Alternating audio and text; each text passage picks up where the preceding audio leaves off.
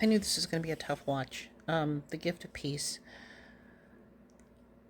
I love Brendan Elliott. I love Nikki DeLoach. How can you not? My earrings are all messed up. I'm just going to take them off. But we've. She just said they're showing flashbacks of her and her late husband, and they're doing a painting together.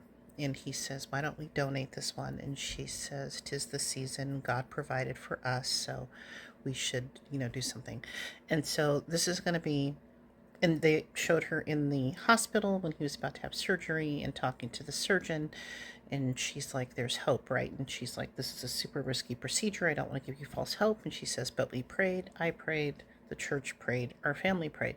So, and then I think this is going to be like she goes to this grief group that Brendan Elliott is the leader of, and they bow their heads in prayer in the beginning, and she gets up and leave because this is going to be about her trying to regain faith or belief in God or something after losing her husband.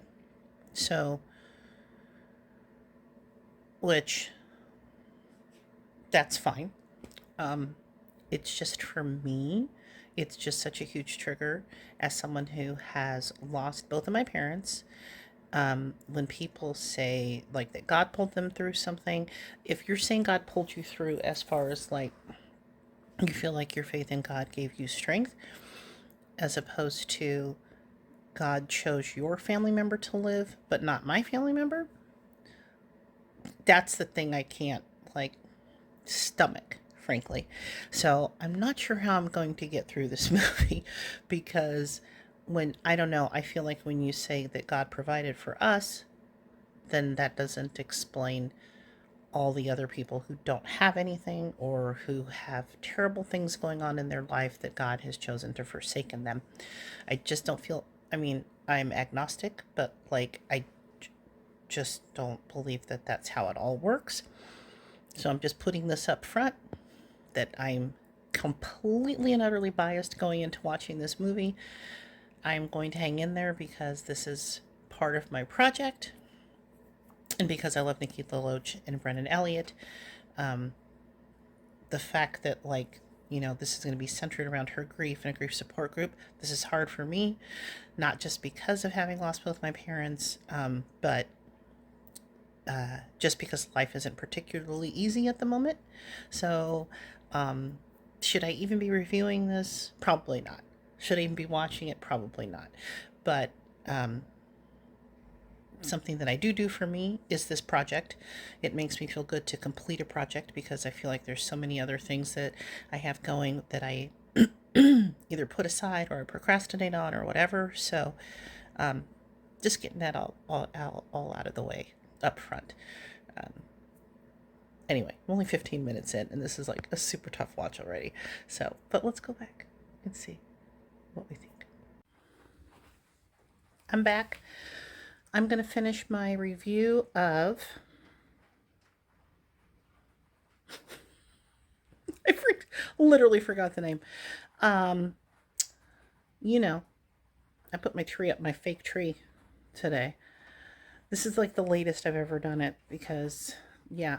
Anyway, life be like that sometimes.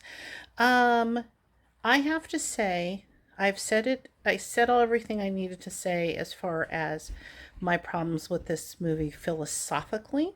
But in spite of my philosophical issues with this movie and some of the stuff that goes on, I still think that Brennan Elliott and Nikki DeLoach are a couple of the best actors that we have on Hallmark. So for that reason, I can't not recommend it. I would say that um, if you're an atheist, then you probably wouldn't like this movie. But somebody like me who's agnostic, who doesn't think that, God blesses some people and God doesn't bless others and things like that, still can appreciate, I still get why people have faith and everything. So, yeah, that makes sense.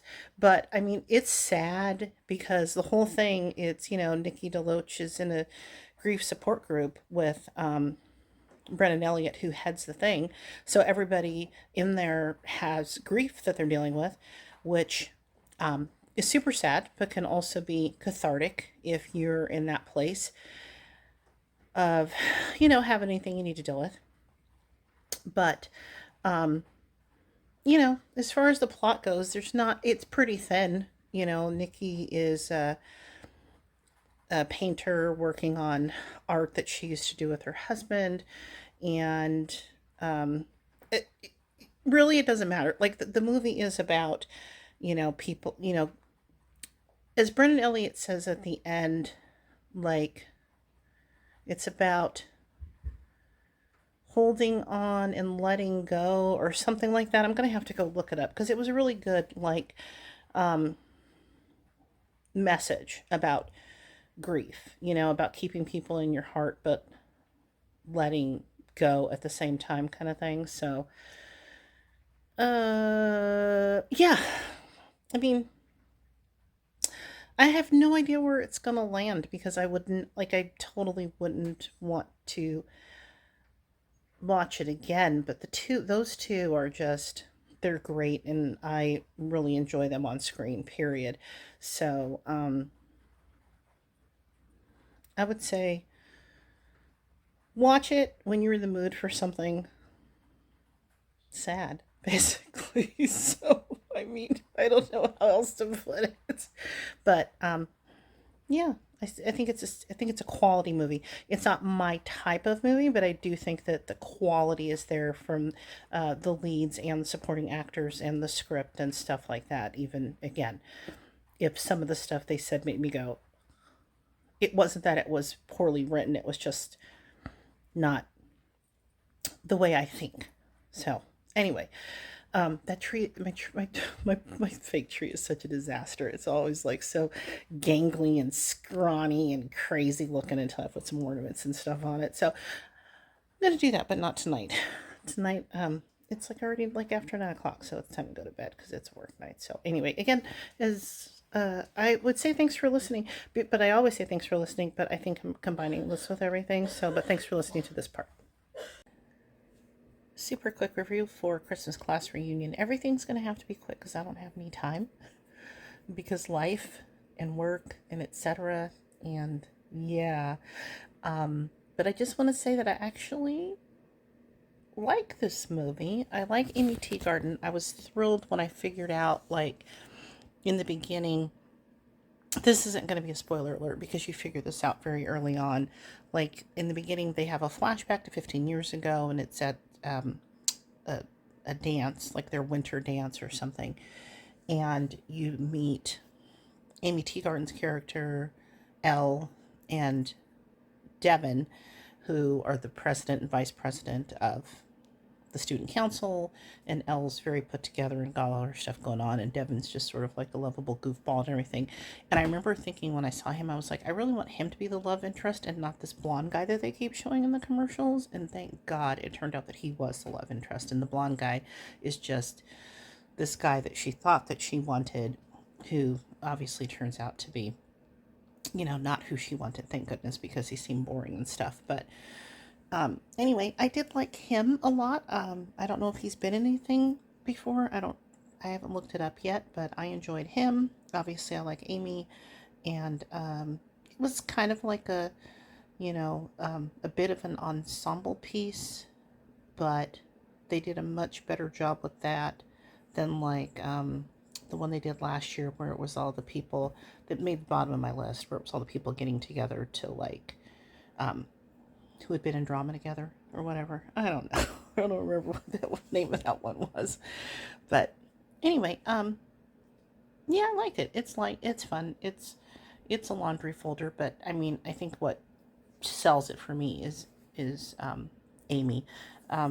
There is a really fun cameo in it, and I actually got some laughs like from that cameo and from some other parts. So, yeah, middle of the pack for me probably, but I did enjoy it. And I wish that I could think of something else smart to say, but I can't because I just don't feel very smart at all.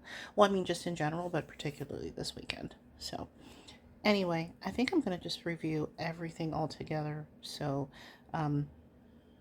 yeah, let me get on with the other stuff. Okay.